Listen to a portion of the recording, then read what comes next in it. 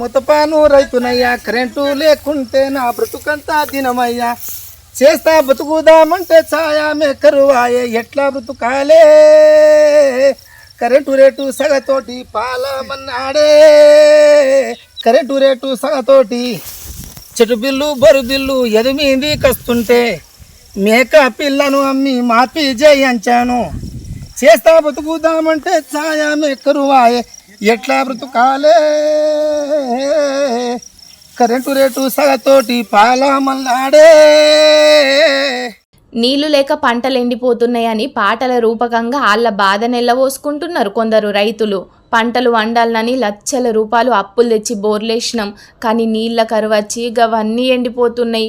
ఇక సర్కారోళ్ళు ఇచ్చే కాలువ నీళ్లు కూడా మాకు చక్కగత్తలేవు. అసలే ఇప్పుడు పంటలు పొట్టకొచ్చినాయి. ఇప్పుడు నీళ్లు లేకపోతే పెట్టిన పెట్టుబడులన్నీ మీద పడి అప్పుల పాలయ్యేటట్టున్నామని బాధలన్నింటినీ పాటల రూపకంగా చెప్పిండు వికారాబాద్ జిల్లా నవాబుపేటలున్న గీ రైతన్న. చూసిండ్రు కదా పబ్లిక్, దేశానికి అన్నం పెట్టే రైతన్న పరిస్థితి ఎట్లయితున్నదో. ఇటు నీళ్ళందక పంటలు ఎండిపోతున్నాయని కొందరు రైతులు, అటు పండిన పంట చేతికొచ్చే టైంలో అడ్డమైన వానలు కొట్టి ఆగం చేస్తున్నాయని ఇంకొందరు రైతులు మస్తుగా బాధపడుతున్నారు. మరి గీళ్ళను సర్కారోళ్ళు ఎట్లా ఆదుకుంటారో, గీళ్ళ బతుకులు మారేదెన్నడో పోన్రి.